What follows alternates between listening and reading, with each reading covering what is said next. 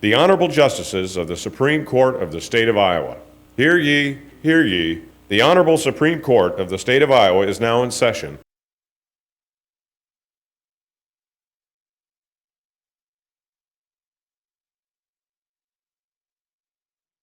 Thank you. You may be seated. This afternoon, we have 4 cases on our schedule. First case is EMC versus Shepard. Second case is Iowa Association of Business and Industry versus City of Waterloo. The next 2 cases will be submitted without oral argument, Holmes versus Pomeroy, as well as Williams versus Bullock. So we'll start with the EMC versus Shepard case. Ms. Boland, would you please do a sound check? Turn on your microphone there. Good afternoon. Can you hear me? I can. Thank you very much, Counsel. And by the way, that's Justice Apple participating via Zoom. Mr. Cauley, would you do the same, please? Hello, can you hear me? I can. Thank you. Okay, Mr. Cauley, as the appellant, you may begin when you're ready. Thank you. Good afternoon. This is Tom Cauley. May it please the court, Tom Cauley, on behalf of Appellant Greg Shepard. The Iowa appraisal statute requires that to perfect his or her rights and to appraise shares, a beneficial owner of stock must, quote, submit to the corporation the record shareholder's written consent. And the appraisal statute defines the record shareholder as, quote, the person in whose name shares are registered in the records of the corporation. The definition of a record shareholder says nothing about legal ownership of the company's shares. The legal title holder of stock can be and often is different from the record shareholder. Shepard has never disputed that Seed is the legal owner of EMCI shares, which is necessary for the federal stock transfer system to work properly. Legal title to almost all shares in the United States are in the name of Seed & Company, and Seed & Company is the nominee of the Depository Trust Company, which is DTC. And DTC is a centralized bookkeeping ledger set up to make the transfer easy of shares on the ledger. When somebody buys or sells shares, they're transferred on the DTC system. Banks and brokers are participants in the DT system and are listed as DTC's record holders and record shareholders of the stock.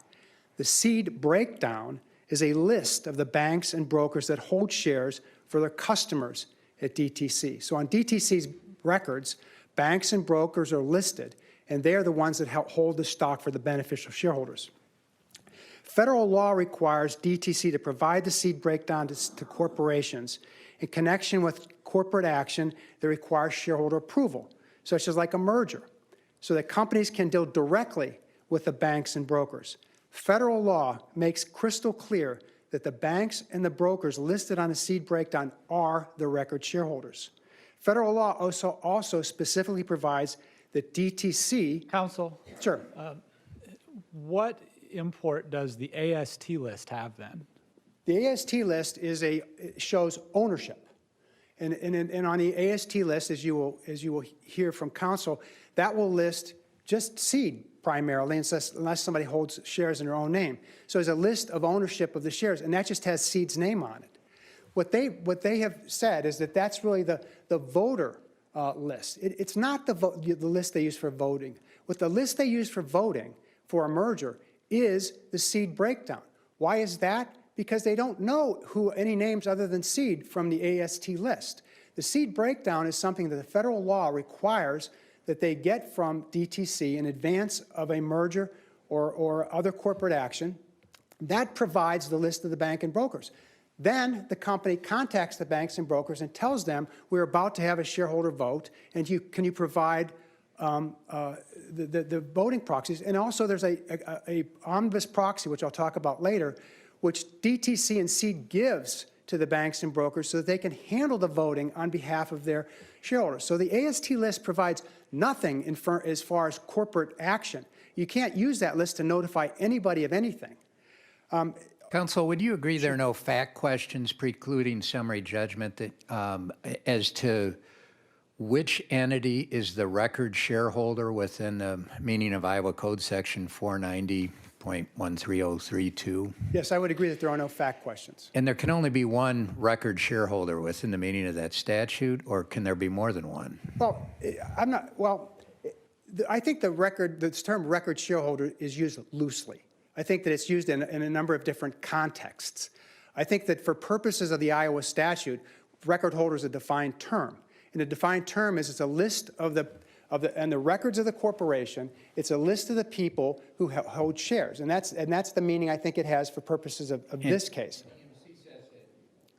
EMC says that seed corp, right? That seed in this case. They do say that, and that's from the AST list, right? And that's the list of owners. That's the list of title holders. Wouldn't it be prudent for some shareholder, or a beneficial owner who wants to assert an appraisal right to get seed's written consent? Could do that, and we didn't do that in this case. Obviously, that's why we're here. But a couple things, Your Honor. First of all, if you look at the proxy statement, EMCI said that the record shareholder could be banks and brokerage firms. They have that right in their proxy statement. So they do indicate that. Also, the federal law is crystal clear that the seed breakdown is the list. Also, So which company record identifies Morgan Stanley as the shareholder? the seed breakdown. Isn't that, you're talking about the STP list, right? Or No. SP? Talk about it's called the DTC is the company that has legal ownership through seed. And what DTC does when they get notified by a corporation that there's going to be a vote, they send the seed breakdown. And the seed breakdown is necessary for the corporation to I understand that, but why is that the company's record? They didn't generate it, they just received it. Your Honor, they did not generate the AST list either. AST is a third party too. And the law is clear that third-party records can be records of the corporation. Many companies outsource to third parties compiling lists that then become a company record. And it's clear that the seed breakdown is as much a record of EMCI as is the AST list. They're both prepared by third parties. What EMCI used for purposes of notifying shareholders was the seed breakdown. They took that list and they went to all the banks and brokerage firms. Let me just stop for a moment. What is I think that it's important to consider, what is the purpose of having this record holder requirement? There are two purposes. One is to provide certainty to corporations. Certainties can't get letters from beneficial shareholders and not know who the record holder is. And then be held accountable to that. So they have to provide some certainty. Many of the cases you'll read, that's what the courts talk about. You know, beneficial shareholder wrote a letter to the corporation, and the court says, look, corporations have to have certainty. There is certainty in this case. It's the seed breakdown. It tells you the banks and brokers firm. There's no uncertainty here. There's certainty. The second reason that you have the seed breakdown, and this is what appellees talk about in their brief, that it will enable the corporation to know if there's any security interests. If your bank has a lien on your shares, the company wants to know about it, and the bank wants to know about it. If you're going to oppose or in favor of corporate action, and the bank has an interest in that, or the broker has an interest in that, if you've traded on margin, they have to give their approval. Seed cannot give that approval. Seed is a record-holding, a record-keeping ledger.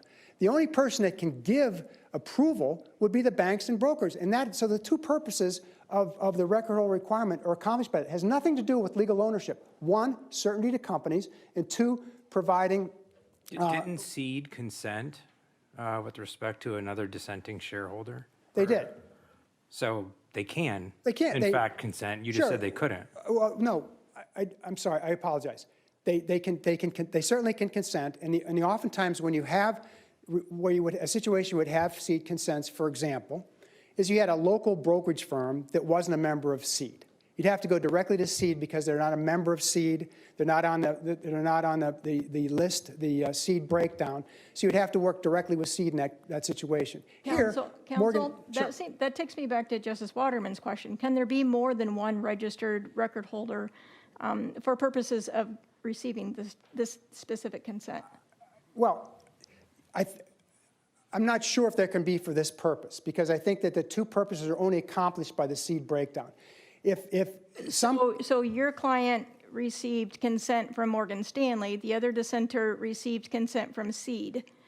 Can both of those be accurate? I think they can. And then the reason why is if the, and there's something on the DTC website that allows you to go directly to Seed to get that. What you would need that is if your shares were held, as I said, by a introducing broker and not by a broker on the Seed breakdown. But remember, there's also the omnibus proxy here. One of the things in connection with a merger vote that Seed does is to make sure there's no dispute about it. They send an omnibus proxy, which basically relinquishes all rights that Seed and DTC have in the shareholder vote to the banks and brokerage firms listed on the Seed breakdown. So when a company has a vote, they get two things from Seed. They get a Seed breakdown, which lists the banks and brokerage firms, and they get an omnibus proxy from Seed, which says that DTC and Seed has no interest in this, and that for all purposes, the banks and brokers are handling this for us. And So can you help explain, why is the deadline of November 5th well after the closing and the payment and the conversion of the shares? Well, it shouldn't have been. It shouldn't have been, Your Honor. I mean, that's one of the reasons we're here, is that what happened is that the day after the vote, which was on, the vote on the merger was September 18th. The day after, EMCI canceled all the shares, canceled all Shepard shares, and they sent them a check for $36 per share. Could you have done anything differently after that No. to revive or assert appraisal rights? No, our shares were canceled, and as Appellee said to the district court, that their rights were irretrievably lost at that point. Of course, we didn't know that. We did not know that our rights were irretrievably lost. We had until, once you have the vote on the merger, you have 6 weeks to get record holder consent. We actually sent in our record holder consent from Morgan Stanley before the vote. So we sent it in the day before, or 16th, the day before or 2 days before the vote. No, the day before the vote, on the 17th. So they had that. They knew they had that, and they canceled our shares. We had until November 5th to actually get record holder consent. What happened to the other dissenter? Has there been a evaluation? I do not know, Your Honor. I do not know. That's not in our record. That's not in our record. And there's not clear indication whether that record holder actually had went through a broker that was on the Seed breakdown.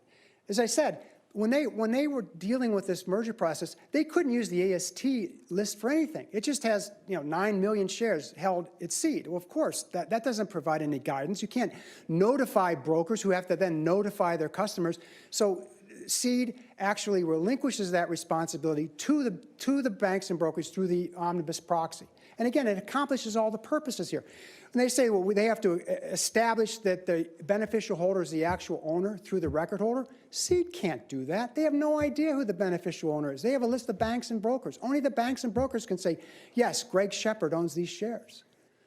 So getting back to the issue on whether Morgan Stanley consented, as I'm looking at the letter that Morgan Stanley sent in, doesn't use the word consent. It just says the client has the right to exercise appraisal rights. Right, and that's consent. That's consent. That's all that we're. I mean, what you would have if you didn't have consent is the brokerage firm saying, no, we have a lien on these shares, and we don't think that the beneficial shareholder should vote against the merger, or he can't assert his appraisal rights, and he has to take the amount that the company is giving his merger consideration. So, and the trial court correctly found that there was no issue that Morgan Stanley gave consent. And also, there's a number of cases out there that say when a bank or brokerage gives consent, that the issuer can't question that. They have to take it at face value. But going back to the question that was asked about the timing of all this, we are arguing waiver, number one, because EMCI canceled the shares the day after the vote. They canceled the shares knowing that Shepard wanted to assert his appraisal rights. They canceled the shares having the Morgan Stanley consent in hand. We had sent 2 letters by that point. They never, after the shares were canceled, which was the day after the merger on September 19th, they sent Shepard $36 per share. We wrote back a letter immediately after getting it. We're not supposed to get this until much later in the process. This is the fair value you're supposed to give shareholders, which is the company's determination of the fair value, is supposed to be later in the process. Why are we getting it now? They never answered the letter. And then they sent an appraisal form to us. And the form, it was appraisal notice and attaching a form. And it said you only have to do 2 things. Sign this form and send it in. And it talked about you have 1 million 100,000 shares that you can have appraised. Is that Exhibit H? I'm sorry, Your Honor. Letter dated September 26. I'm just wondering, Yes, it would be dated, yeah. December 26th is EMC. They send an appraisal rights notice and attaching the appraisal form. Counsel, were there, misleading, Yes. at least by omission, but they do attach the statute that again says you have to get the written consent of the record shareholder. Right. Well, Okay. it was misleading in a number of ways. One, if you go back to the proxy statement does say that banks and brokers can be record holders. So that's one way they waived it. Otherwise, they knew that we'd given the Morgan Stanley consent. They had already canceled the shares. And in that statement where they say you have 1.1 million shares to be appraised, they knew that wasn't true. They also told us that we will give you the $36 per share as fair value. We wrote them the next day and said, well, we already have the $36 per share. Well, this doesn't say, what's going on? Never answered the letter. Is there a fact question on waiver or estoppel, or is it just the court to draw the legal significance of these undisputed facts? Well, I think, Your Honor, the facts are undisputed, and I think it's really a legal consideration. Our belief is that there's estoppel here because there was intentional misleading. We wrote 5 letters. What's going on? Why did we get the $36 per share? Never told us that they'd canceled the shares and had given us merger consideration. And also with the proxy Counsel, statement. were there any actions that your client did not take based upon those letters that it still would have had time to take? No, no. We always believed that the Morgan Stanley, well, let me back up. If they told us that the seed consent was something that we needed, we could have gotten that, okay? Sorry, I mean, after they canceled, was there any No. action that your client didn't take relying on any of the correspondence that EMC sent after that date? Well, we at that point, the music stopped. We could, I mean, I don't know that we thought we should have done anything other than return the form, but actually the form shouldn't have been sent to us. If our shares are canceled, why send us a form and say you have $1.1 million appraisal shares, we'll give you $36 in fair value. So we were misled to that point. But as of the date our shares were canceled, we had to do 2 things. One, we had to advise them that we want to assert our appraisal rights, and 2, we had to vote against the merger. We did both of those things, and our shares were canceled. Their argument is our shares were canceled because we didn't take our name off of some list. There's nothing in the appraisal statute that requires that. You can wrap up. I'm sorry, I apologize. I can't see the time, so if You're down to red. I'm sorry. That's okay. Thank you.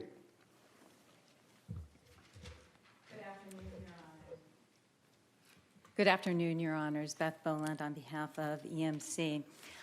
Despite all of the myriad of documents that we have in front of us, I think the justices have quickly honed into there are 3 and only 3 statutory provisions that matter here. There is Section 1303 that requires a beneficial shareholder to give the consent of the record shareholder, and that their appraisal rights are only perfected only if that happens. It's a very narrow construction of that statute. The second one is the definition of record shareholder, the person in whose names the shares are registered in the records of the corporation. And Justice McDonald raised the question that the shareholder position report that DTC provides to EMC is DTC's records of those shareholders that are given to the corporation. The corporation, there's no mystery as to what those records are, because in Section 1601, the legislature requires every Iowa corporation to keep a list of its shareholders. And the definition of shareholder under 1601 is exactly the same as the definition of record shareholder under the appraisal statute. So when the Iowa legislature defined the list of persons in whose names the shares are registered in the records of the corporation, it was referring to Section 1601. It wasn't referring to some records kept by some other entity like DTC that Ms. then gets... Ms. Boland, I'm pretty much with you, I think, but I'm really troubled by that September 26, 2019 letter and whether that amounts to a waiver or estoppel. Because in that letter, it does say, to formally assert appraisal rights, Mr. Shepard must proceed as follows. There are 2 items that are listed. He did both of those, and there's no indication that there was anything else that he had to do. And it just strikes me as, at best, somewhat misleading. Well, the problem with that appraisal notice is kind of embedded in the statute. The appraisal notice was required to give to Mr. Shepard. Under Section 1322, it required EMC to send that notice to any shareholder who had said, yes, we intend to dissent, and to have voted against the transaction. The terms of that letter are also laid out by 1322, and it simply follows the terms of what 1322 requires. It requires, if you look at each of the paragraphs, it simply follows the statute, okay? And so to the extent that Mr. Shepard has a complaint about that notice, that's a legislative fix, okay? And not one by this court, because the company simply followed the statute. Can you explain why the deadline of November 5th is so far after the closing and the conversion of the shares? I'm not sure that there really is an answer other than simply it allows folks to, if they don't know who the record shareholder is, to be able to find that and so on. There's nothing in the statute that gives us that answer. The thing that I will say, though, about the timing is that Mr. Shepard simply did not read the merger agreement that was filed twice with the SEC and appended to the proxy that he got. In Section 1.6 of that merger agreement, it could not be clearer. If you have not perfected your appraisal rights by the time that this transaction closes, then your shares will be canceled. And in Section 1.6, it refers explicitly to Section 1303, that provision that requires the consent of the record shareholder, which was CD. And again, it's not that difficult to follow. There was another dissenting shareholder, and he did that. And there was no problem with their dissent. To answer your question, Justice Waterman, that case was settled. It was filed and then settled. So, Counsel, over Yes. here. Are you saying that you were required by the code to send the letter after the cancellation happened? Yes. Because under Section 1322, it says explicitly that the appraisal notice must be sent to any shareholder who has notified the corporation of their intent to dissent and voted against the transaction. Mr. Shepard qualified for that, so the company was required to give him that notice. Also in the notice, you will see that it is very explicitly limited to Section 1322. And it indicates in the letter. I just looked at 1322, and you're right, it does have kind of a laundry list of things. Right. But what it doesn't require the letter to do is to kind of have this framing the way this letter does, that strongly implies that in order to assert appraisal rights, he just has to do these 2 things. Well, it does require the company to say that you must do these two things. That is required by the statute. They followed the statutory language in saying you must do these two things. But was it Return the already form. too late? I mean, once the shares were converted, were there moves that Mr. Shepard could have made to assert his appraisal rights, and if so, what? Yes, he could have. He could have. I think Mr. Shepard misstates the record as it was before the district court during that hearing when he said that we, the company, said that once those shares were canceled, it was irretrievably done. Because later on in that hearing, in that same hearing, we talk about the different types of hypotheticals that could have happened. If you look at section 1.13 of the merger agreement, it actually contemplates that there are a variety of things that can happen. You lose your shares, or there's some issue with the record entry. And therefore, the company still remains after the transaction.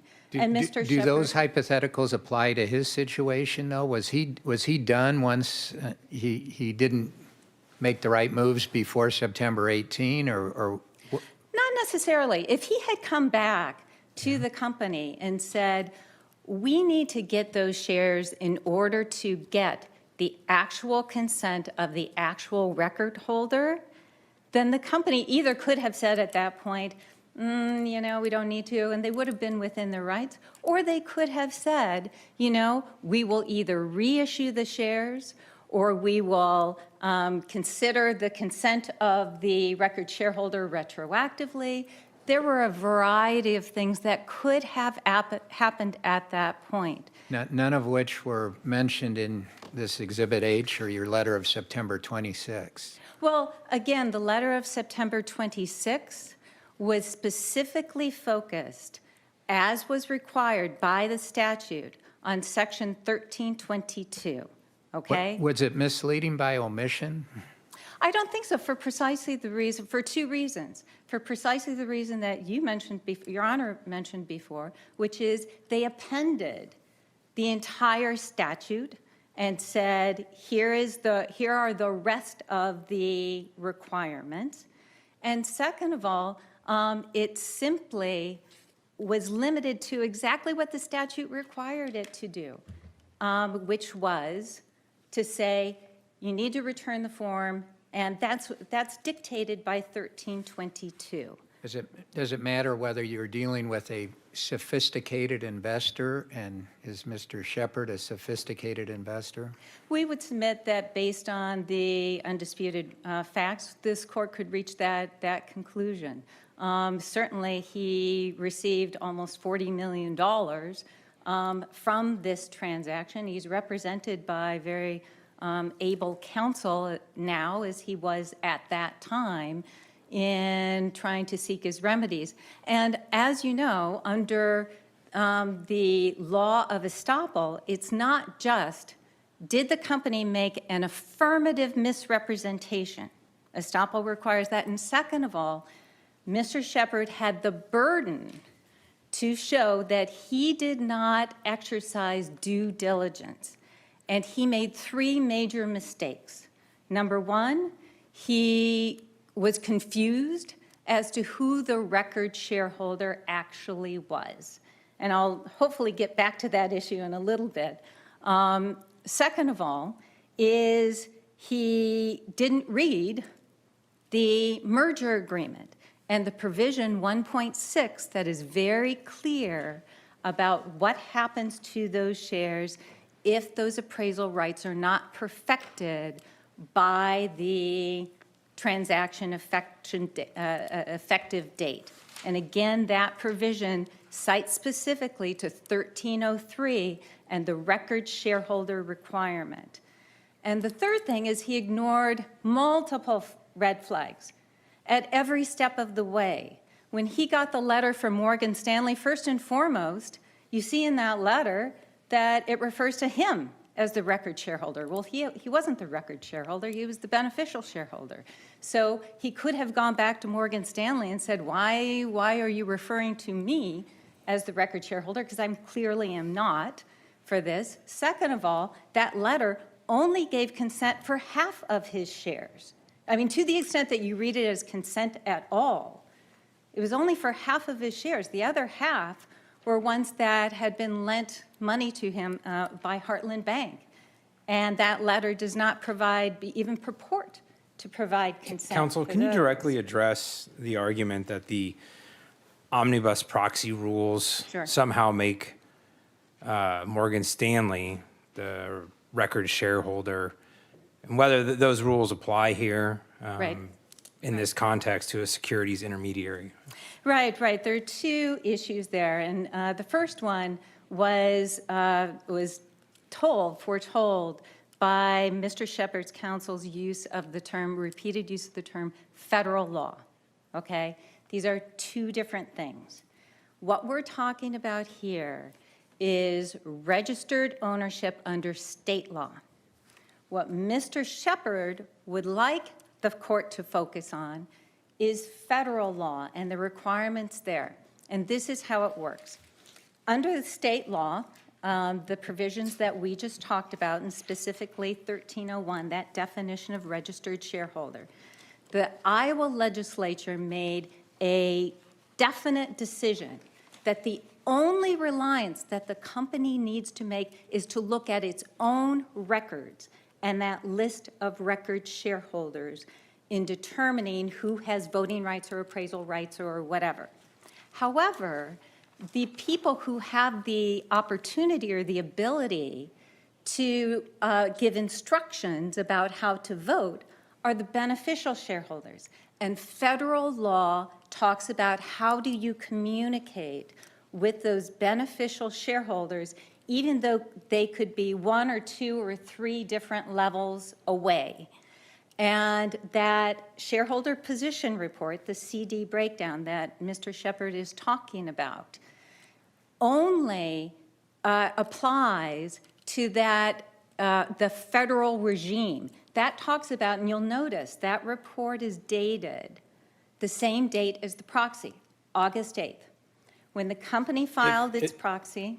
If I understand it right, I think what you're saying is the federal law deals with how you push information from the record shareholder to the ultimate beneficial Exactly. owner of the security, but really has nothing to do with legal ownership Correct. or record shareholdership of the shares. That's correct. Okay. And I don't disagree with Mr. Cauley's representation that the registered shareholder list isn't exactly synonymous with ownership, but, and that's the Gracer case, this court's decision in the Gracer case. All right, look, if I could ask one other question on this area.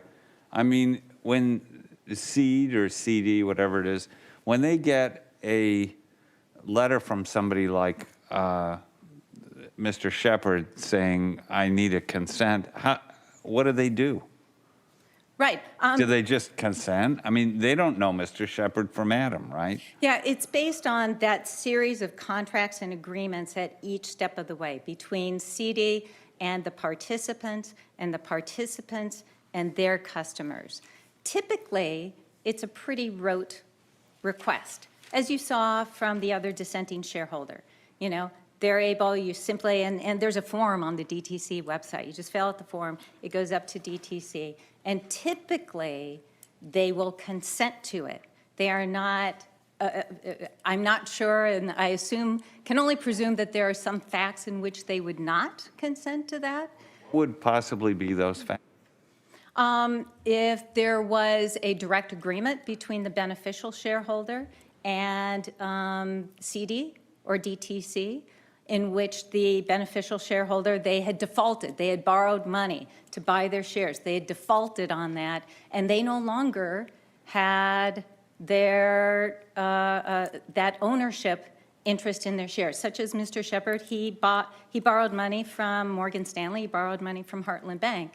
If he had defaulted on those loans, perhaps if he sent the letter to CD, they would say, sorry, you're not the right person to ask us for that. So If you'd like to wrap up. So there could be other instances in which that is true. I believe that we have addressed the issue, hopefully, to the court's satisfaction that there is one and only one possible registered shareholder list. The legislature made that absolutely clear what that list was. Mr. Shepard's name was not on that list. Morgan Stanley was not on that list. And for everything that Mr. Shepard complains that the company did afterwards was either required by the merger agreement or was required by statute. I wish that we could rewrite that statute 1322 because this was an unusual circumstance, but the statute says what it does, and the appraisal notice was sent out in order to conform with that statute. That cannot, as a matter of law, constitute either waiver or estoppel. Thank you. Mr. Cauley? I'd like to go back to the issue of federal law for a moment.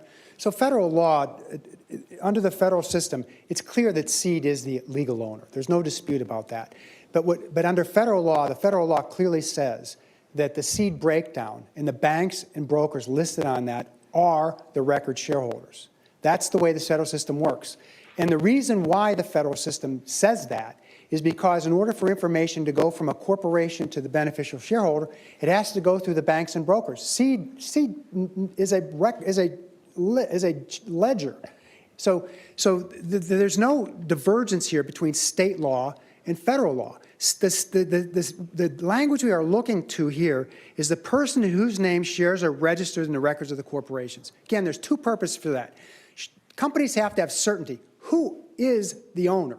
Or who is the shareholder that we can look to as the corporation? That's on the Seed breakdown. They get that. They got it in August. They needed that for the shareholder vote. They then send out cards to banks and brokers. The banks and brokers then send out proxy voting forms to their participants. They couldn't do that with the AST list. They needed the Seed breakdown. It is a record of the company, and that is the official list, and it meets the statute.